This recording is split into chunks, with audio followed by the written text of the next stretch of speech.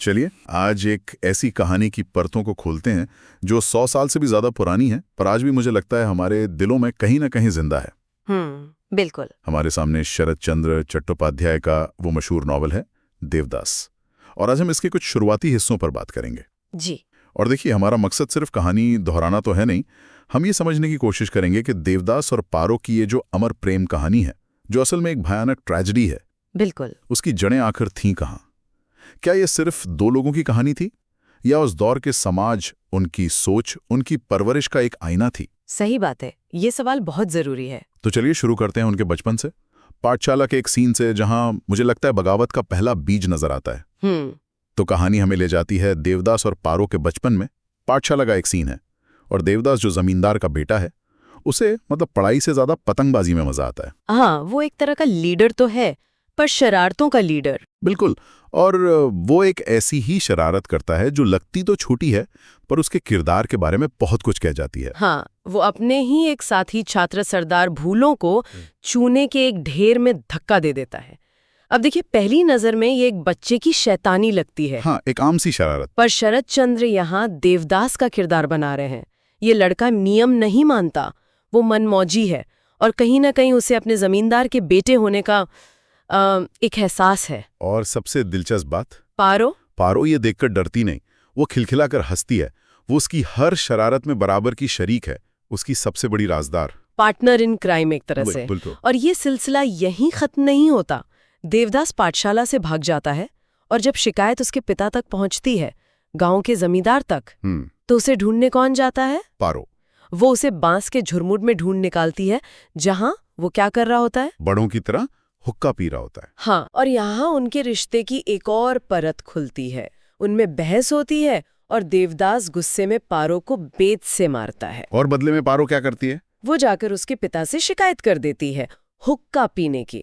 लेकिन ये कोई गहरी दुश्मनी नहीं है, ये बदला नहीं है, ये उनके बीच का एक हक है। अच्छा, ये दिलचस्प है। क्योंकि अगले दिन वो फिर से वैसे ही दोस्त है। लड़ाई और सुलह, ये उनके रिश्ते का एक हिस्सा है। ये दिखाता है कि उनका बंधन कितना गहरा, कितना उलझा हुआ और बाहरी दुनिया से कितना बेपरवाह था। तो मतलब ये सिर्फ दोस्ती नहीं थी, इसमें एक हक की, एक अधिकार की भावना भी थी, है ना? जैसे कि वो एक दूसरे की प्रॉपर्टी हो। हाँ, मुझे लगता है वो 3 रुपए वाली जो घटना है, वो इसे बखूबी दिखाती है। हाँ, और वो घटना सिर्फ अधिकार नहीं, देवदास के चरित्र का एक और पहलू भी दिखाती है। पारो क्या करती है? देवदास के दिए हुए 3 रुपए, जो उस जमाने में बहुत बड़ी रकम थी। अच्छा, ये था, उसे पूछना चाहिए था कि मेरे पैसे क्यों लुटा दिए। जाहिर है। लेकिन वो ऐसा नहीं करता। वो हिसाब लगाने लगता है कि हर एक को 5.25 आने मिले होंगे। ये दिखाता है कि वो पारो के मन को, उसकी मासूमियत को समझता है, भले ही बाद में वो उसके दिल को न समझ पाया हो। ये बहुत बहुत दिलचस्प नुक्ता है। और पारो की तरफ से भी तो यही भावना थी। नॉवल में साफ साफ लिखा है, लड़कपन ही से यही धारणा थी कि देवदास पर एकमात्र उसी का अधिकार है। बिल्कुल, ये एक तरफा मामला नहीं था। नहीं, ये एक आपसी समझ थी। वो दोनों एक दूसरे के लिए काफी थे। उन्हें किसी तीसरे दोस्त की जरूरत नहीं थी। उनकी दुनिया एक दूसरे के इर्द गिर्द ही घूमती थी। लेकिन हर कहानी में एक मोड़ आता है, और यहाँ वो मोड़ था कलकत्ता। सही कहा।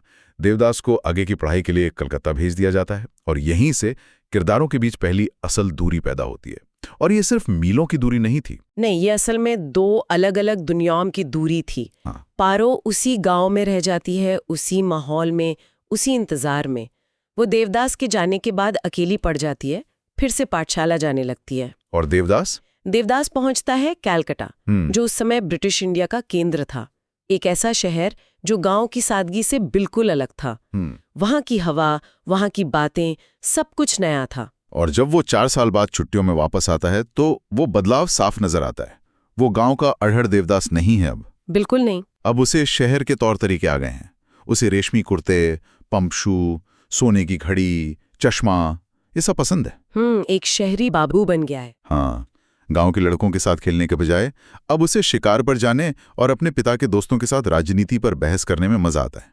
और पारो से मिलने में भी उसे एक अजीब सी झिझक होती है, एक शर्म महसूस होती है कि वो भद्रलोक सोसाइटी के तौर तरीके अपना लिए हैं, जहां रुतबा, कपड़े और सामाजिक दिखावा बहुत मायने रखता है। जबकि पारो अभी भी वही सीधी सादी लड़की है, बिल्कुल। जिसके लिए उनका रिश्ता ही दुनिया की सबसे बड़ी सच्चाई है। उनकी तजुर्बे, उनकी दुनियाएं अब बिल्कुल अलग हो चुकी हैं और यहीं से कह सकते हैं उस ट्रेजेडी की जमीन तैयार होने लगती है। इसी बीच पारो अब बच्ची नहीं रही, वो एक खूबसूरत युवती बन चुकी है जी। तो उसके घर में शादी की बातें चलने लगती हैं और जाहिर है सबसे पहला ख्याल देवदास का ही आता है। पारो की दादी देवदास की माँ के पास रिश्ता लेकर जाती हैं और उस रिश्ते को जिस बेरुखी और अपमान के साथ ठुकराया जाता है वो दिल तोड़ने वाला है।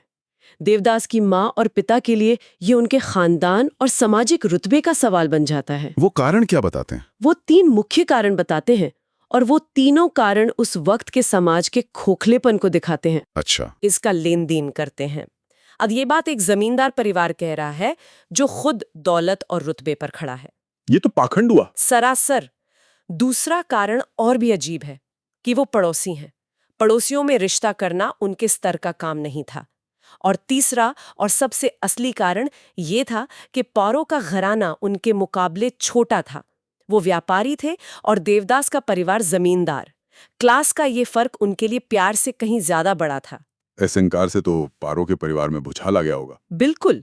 उसके पिता इसे अपनी शान पर हमला मानते हैं और गुस्से और झूठी आन में 1 हफ्ते के अंदर पारो का रिश्ता हाथियागढ़ के एक 40 साल के अमीर विधुर भुवन चौधरी से तय कर देते हैं, जिनका पहले से एक बेटा भी है। हाँ, और यहीं इसी पल कहानी की नायिका पारो एक असाधारण कदम उठाती है।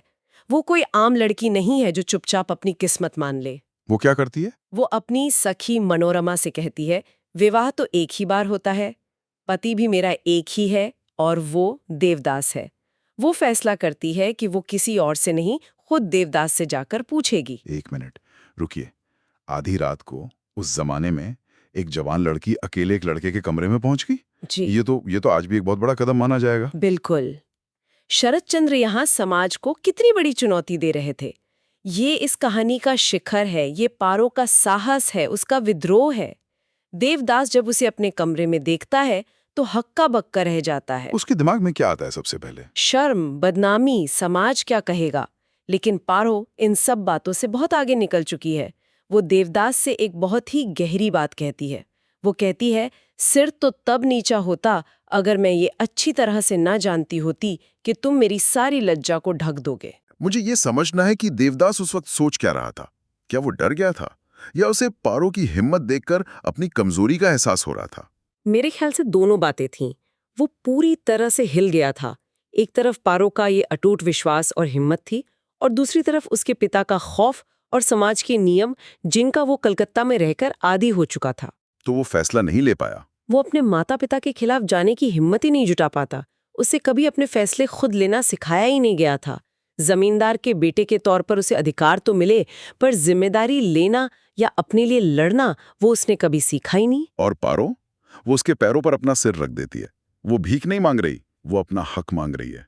और देवदास की प्रतिक्रिया क्या होती है? और यही इस कहानी की सबसे बड़ी ट्रेजेडी है। वो बस इतना पूछ पाता है, क्या मेरे माँ बाप राजी नहीं है? ये तो मैंने भी सुना है। जब पारो हाँ में जवाब देती है तो देवदास बस एक ठंडी सांस भरकर रह जाता है और कहता है, तब फिर। सच में ये सुनकर ही दिल बैठ जाता है। एक पूरा भविष्य उन 2 शब्दों में, उस सवालिया निशान में खत्म हो गया। बिल्कुल। उन 2 शब्दों में उसकी पूरी बेबसी, उसकी कमजोरी और उसका डर, सब कुछ छिपा हुआ था। मतलब अगर माँ बाप राजी नहीं है तो फिर क्या किया जा सकता है? यहीं पर देवदास पारो की नजर में हमेशा के लिए गिर जाता है। और यहीं से उस रास्ते की शुरुआत होती है जो उसे पूरी तरह बर्बाद कर देगा। हाँ। तो इन शुरुआती हिस्सों से ये तो साफ हो जाता है कि देवदास और पारो के बीच प्यार की कोई कमी नहीं थी। उनका बंधन बहुत गहरा था। कमी थी तो देवदास के साहस में, एक स्टैंड लेने की हिम्मत में। हाँ, और ये सिर्फ साहस की कमी नहीं है, ये उस जमींदारी व्यवस्था और उस परवरिश का खोखलापन भी दिखाता है जहाँ लड़कों को अधिकार तो दिए जाते हैं पर उन्हें भावनात्मक रूप से मजबूत नहीं बनाया जाता। वो अपने पिता की परछाई से कभी बाहर निकल ही नहीं पाया। तो पारो का वो अटूट विश्वास और असाधारण हिम्मत समाज के कठोर नियमों और देवदास की आंतरिक कमजोरी की दीवार से टकराकर चूर चूर हो गई। तो आखिर में ये कहानी हमें एक बहुत ही जरूरी सवाल के साथ छोड़ जाती है। हाँ, और ये सवाल आज भी उतना ही जरूरी है।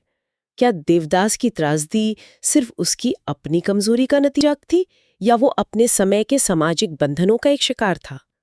हम सब अपनी जिंदगी में कभी न कभी ऐसे देवदास मोड़ पर खड़े होते हैं जहां हमें समाज की उम्मीदों और अपने दिल की आवाज में से किसी एक को चुनना होता है।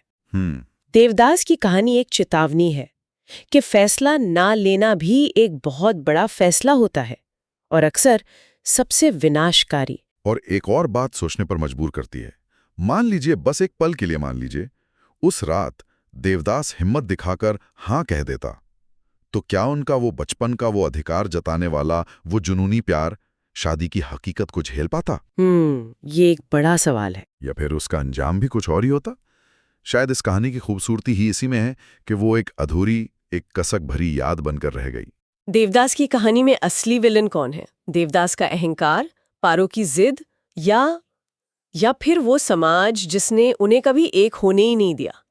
नमस्कार और द डीप डाइव में आपका स्वागत है। आज हमारे पास शरत चंद्र चट्टोपाध्याय के मशहूर उपन्यास देवदास के हिंदी अनुवाद के कुछ हिस्से हैं।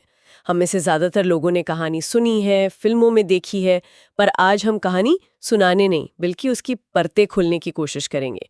ये समझने की कोशिश करेंगे कि प्यार और अहंकार के बीच की वो जो बारीक सी रेखा है वो कहाँ धुंधली हो जाती है, जहां से एक प्रेम कहानी एक आत्मविनाश के सफर में बदल जाती है। बिल्कुल। और ये कहानी आज भी इतनी रेलेवेंट इसलिए है क्योंकि ये सिर्फ प्यार के बारे में नहीं है।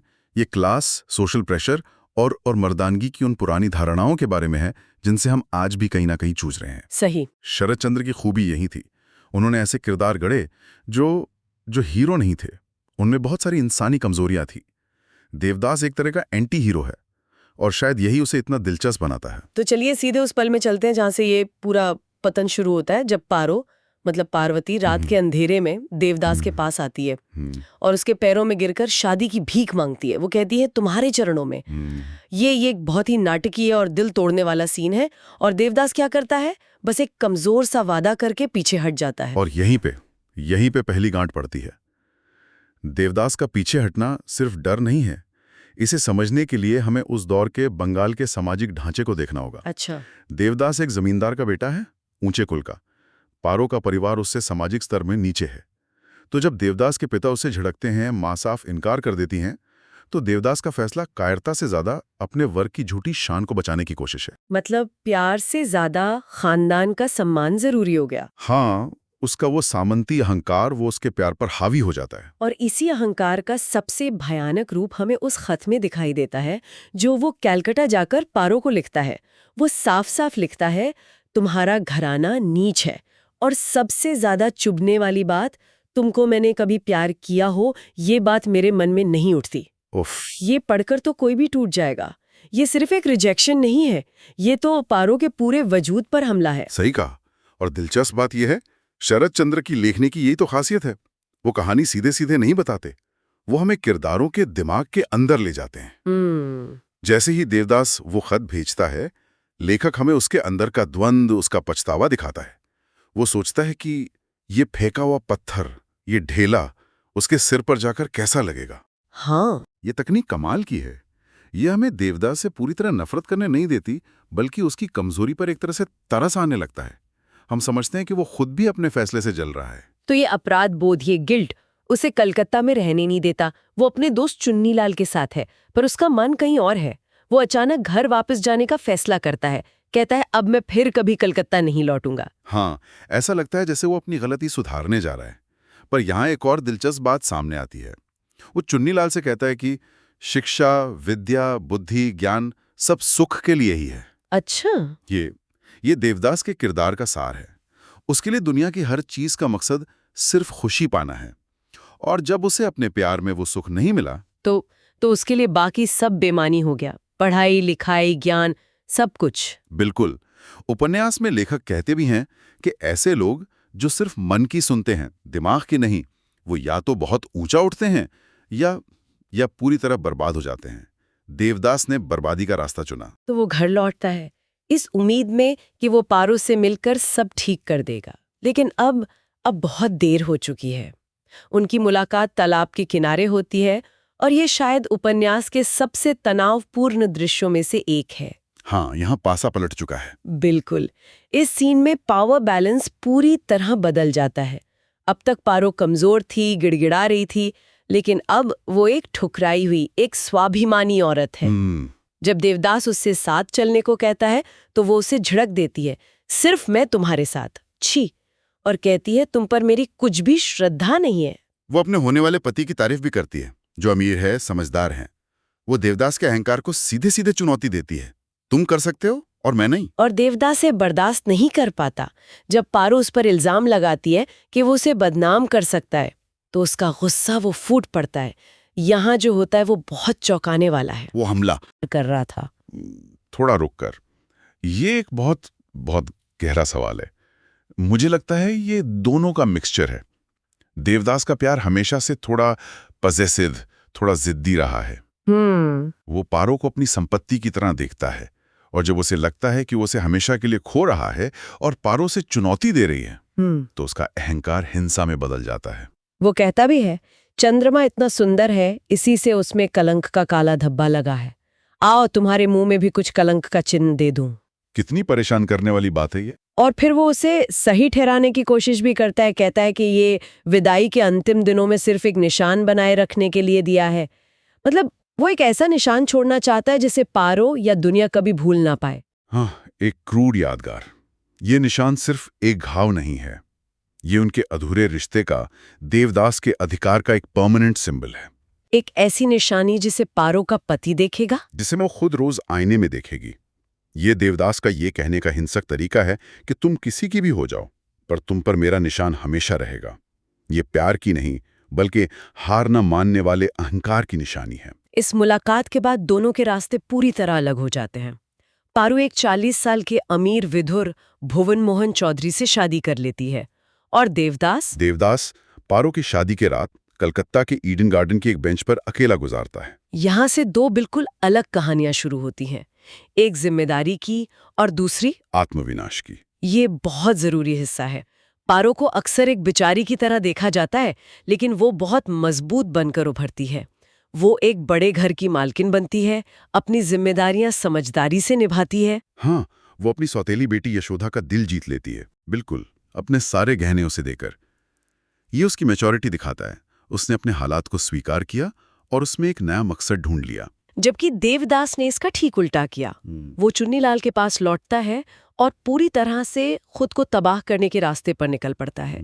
और यहीं उसकी मुलाकात चंद्रमुखी से होती है। और चंद्रमुखी का किरदार वो कहानी में एक आईने की तरह काम करता है।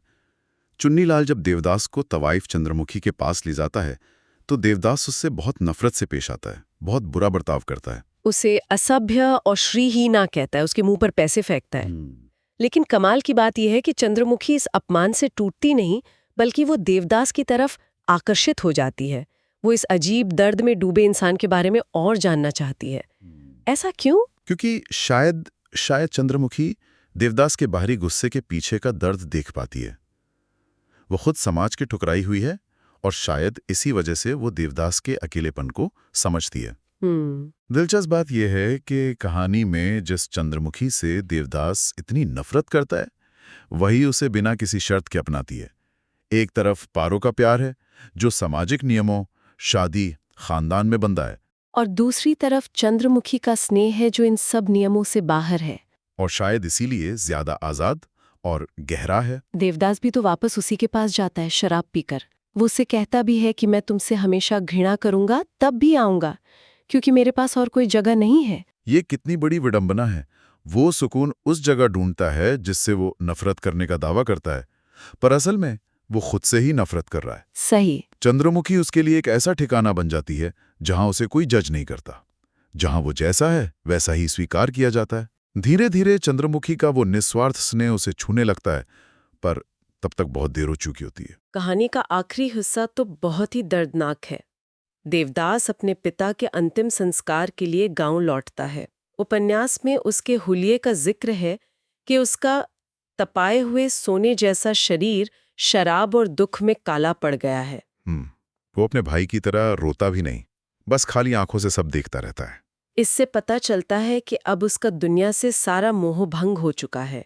पैसा, घर, परिवार, रिश्ते सब उसके लिए बेमानी हो गए हैं। हाँ, जब जायदाद का बंटवारा होता है तो वो उसमें कोई दिलचस्पी नहीं दिखाता, बल्कि अपने हिस्से से ज्यादा पैसे खर्च करने को कहता है।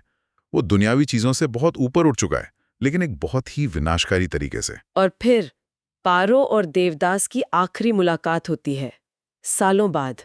ये बातचीत बहुत अजीब है। देवदास पारो से मजाक में पूछता है कि क्या वो उसके लिए तुम्हारी तरह की कोई लड़की ढूंढ सकती है। इस मजाक के पीछे कितना दर्द छिपा होगा। बहुत ज्यादा। इस पूरी बातचीत में वो सारी बातें हैं जो वो कभी एक दूसरे से कह नहीं पाए। वो एक ऐसी जिंदगी की बात कर रहे हैं जो कभी उनकी हो ही नहीं सकती थी। देवदास का ये कहना कि उसे पारो जैसी पत्नी चाहिए, ये स्वीकार करने का उसका अपना टूटा हुआ तरीका है कि वो किसी और से कभी प्यार नहीं कर सकता, और उसने अपनी जिंदगी की सबसे बड़ी भूल की है। पारो से शराब छोड़ने की भीख मांगती है, लेकिन देवदास मना कर देता है और पलटकर उससे एक ऐसा सवाल पूछता है जो शायद उनके पूरे रिश्ते का निचोड़ है। क्या पूछता है? वो पूछता है, तुम क्या प्रतिज्ञा कर सकती हो कि तुम मुझे भुला दोगी? और पारो इस सवाल का जवाब नहीं दे पाती। और यही उनकी सबसे बड़ी त्रासदी है। सालों के अलगाव के बाद भी दोनों में से कोई भी एक दूसरे को छोड़कर आगे नहीं बढ़ पाया है। पारो अपनी जिम्मेदारियों के बोझ तले दबी है, लेकिन उसका दिल आज भी देवदास के लिए धड़कता है। और देवदास का तो पूरा वजूद ही पारो की याद पर टिका है। बिल्कुल। उसका आत्मविनाश भी पारो को ना पा सकने के दुख से ही तो जन्मा है। ये मुलाकात एक वादे के साथ खत्म होती है। देवदास पारो के पैर छूकर वादा करता है कि वो मरने से पहले एक बार उससे मिलने जरूर आएगा। ये कोई रोमांटिक वादा नहीं लगता, ये एक तरह की मौत की सूचना जैसा लगता है। हाँ, ये एक तरह का डेथ पैक्ट है। वो उसे बता रहा है कि उसका अंत नजदीक है। वो अपनी जिंदगी का आखिरी पल भी पारो के नाम करना चाहता है, चाहे दूर से ही सही। ये दिखाता है कि समाज, परिवार, शादी कुछ भी उन्हें मानसिक रूप से अलग नहीं कर पाया। तो हमने देखा कि कैसे एक खत, एक हिंसक निशान और कुछ अनकहे शब्द दो जिंदगियों को हमेशा के लिए बदल देते हैं। ये कहानी सिर्फ इसलिए दुखद नहीं है कि वो मिल नहीं सके। ये इसलिए ज्यादा दुखद है कि उन्होंने अहंकार, सामाजिक दबाव और एक दूसरे से ठीक से बात न कर पाने की वजह से खुद को और एक दूसरे को कैसे बर्बाद किया। देवदास का किरदार हमें ये सोचने पर मजबूर करता है कि क्या प्यार में हार जाने का मतलब जिंदगी से हार जाना होता है, और क्या सामाजिक नियमों को निभाना अपनी खुशियों की कुर्बानी देने से ज्यादा जरूरी है। जाते जाते एक सवाल हम अपने श्रोताओं के लिए छोड़ जाते हैं। अपनी आखिरी मुलाकात में देवदास ने पारो से पूछा था कि क्या वो उस रात उसके साथ भाग सकती थी, और पारो ने कहा था कि ये नामुमकिन है। जरा सोचिए, अगर उस रात पारो समाज की परवाह न करती और हाँ कह देती, तो क्या कहानी का अंत अलग होता? क्या देवदास बच जाता, या फिर एक की जगह दो जिंदगियां बर्बाद हो? शरत चंद्र चट्टोपाध्याय का देवदास ये सिर्फ एक उपन्यास नहीं है, ये एक तरह का जख्म है जो हर पीढ़ी अपने अपने तरीके से महसूस करती है। आज हम कहानी के उस हिस्से की पड़ताल करेंगे जहां सब कुछ बिखर चुका है। बिल्कुल। और सवाल ये नहीं है कि कहानी का अंत क्या हुआ, वो तो हम सब जानते हैं। हाँ। सवाल ये है कि ये जो बर्बादी हुई, ये क्यों हुई? क्या ये प्यार में नाकामी थी या हिम्मत की कमी थी? और यही वो सवाल है जो इस कहानी को आज भी जिंदा रखे हुए हैं, है ना? हाँ, बिल्कुल। हम देवदास के आखिरी दिनों को देखेंगे, पारो की उस खाली जिंदगी को देखेंगे, और चंद्रमुखी के उस अविश्वसनीय बदलाव को भी। वो बदलाव जिसने पूरी कहानी का नजरिया ही बदल दिया। सही कहा। हमारे पास जो अंश हैं, वो हमें इन किरदारों के मन के अंदर झांकने का मौका देते हैं, ये समझने का कि उनके फैसले सिर्फ उनके नहीं थे, मतलब समाज के भी थे। हाँ, उस समाज के थे जिसमें वो जी रहे थे। चलिए तो फिर शुरू करते हैं। कहानी का ये हिस्सा एक ऐसे मोड़ से शुरू होता है जो किसी को भी चौंका दे। देवदास, जो कलकत्ता की बदनाम गलियों में गम भुला रहा है, वो चंद्रमुखी के पास पहुंचता है। लेकिन वहां उसे वो चंद्रमुखी मिलती ही नहीं जिसे वो जानता था। कुछ तो ऐसा हुआ था जिसने सब कुछ बदल दिया था। हाँ, तो पिता की मौत के 6 महीने हो चुके हैं। देवदास घर पर बेचैन है, पारो की यादें उसे सोने नहीं देती। तो वो वापस कलकत्ता आ जाते। बिल्कुल, शांति की तलाश में। वहां उसका दोस्त चुन्नीलाल नहीं मिलता, तो वो सीधा चंद्रमुखी के दरवाजे पर पहुंचता है, और वहां का नजारा देखकर वो सन्न रह जाता है। मुझे ये हिस्सा हमेशा हैरान करता है। वो आलीशान कमरा, अब बिल्कुल खाली है, तस्वीरें, साजो सामान सब गायब। और चंद्रमुखी एक मैली सी धोती पहने बिना किसी जेवर के जमीन पर बैठी है। देवदास के मुंह से सिर्फ एक ही शब्द निकलता है, दुर्दशा। और चंद्रमुखी का जवाब देखिए, वो कहती है, दुर्दशा किसने कहा, मेरा तो भाग्य प्रसन्न हुआ है। ये सिर्फ एक लाइन नहीं है, जी। एक तरह का ऐलान है। हाँ, वो बताती है कि उसने अपना पेशा छोड़ दिया, सारा सामान बेचकर जो पैसे मिले उसके 20 रुपए महीने के ब्याज पर गुजारा कर रही है। सिर्फ 20 रुपए पर सवाल ये है कि ऐसा क्यों हुआ? और वजह जानकर तो देवदास और भी हैरान हो जाता है।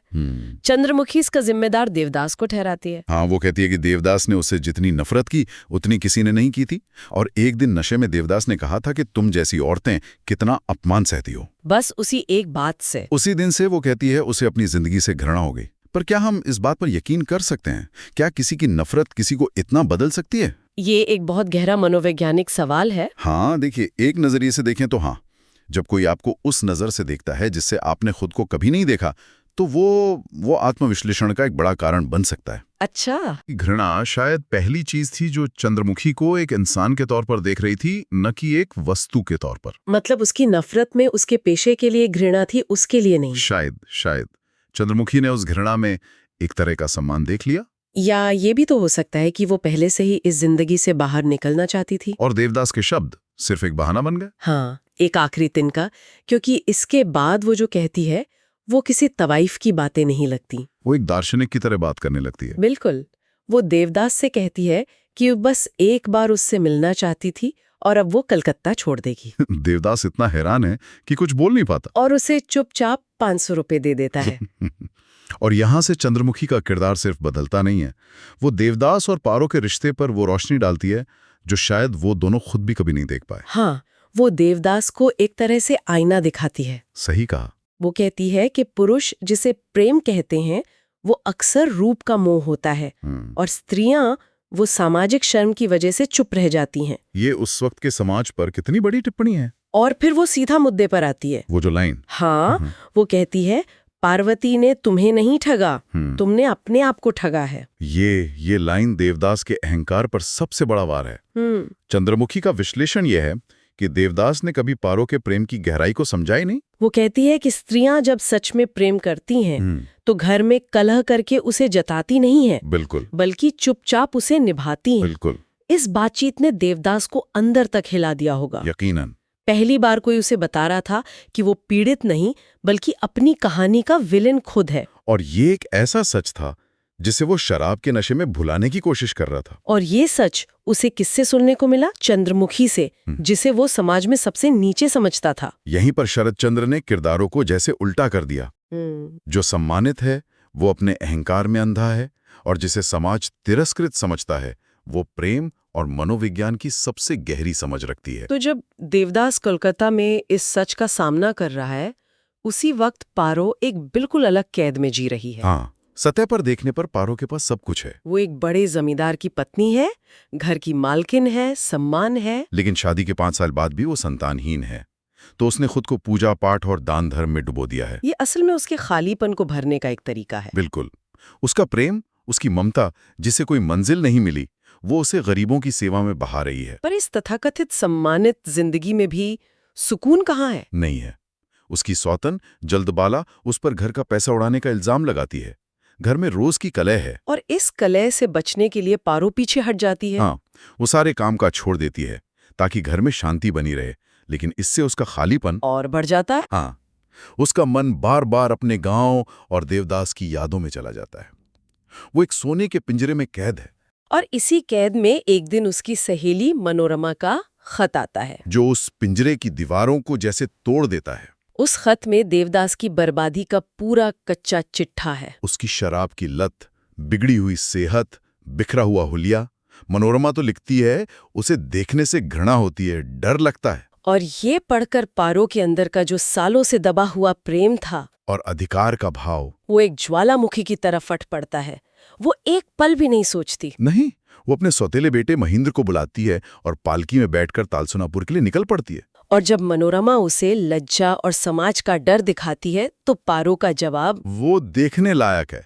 वो कहती है, अपनी चीज अपने साथ ले जाऊंगी, इसमें लज्जा क्या है? अपनी चीज, सोचिए, 5 साल की शादी, जमींदारी का रुतबा, समाज के सारे बंधन, सब कुछ इस एक वाक्य के सामने बौने पड़ जाते हैं। लाई नहीं था। वो सालों से बस एक भूमिका निभा रही थी। उस एक खत ने उसके असली स्वरूप को बाहर निकाल दिया। वो अब जमींदारनी नहीं, सिर्फ पारो है, जो अपने देवदास को वापस लेने जा रही है। लेकिन किस्मत देखिए, वो वहां पहुंचते हैं और पता चलता है कि देवदास उसी दिन दोपहर में कलकत्ता के लिए निकल चुका है। कुछ घंटों का फासला उनकी जिंदगी का सबसे बड़ा फासला बन जाता है। और उधर कलकत्ता में एक और औरत देवदास को खोज रही है, चंद्रमुखी।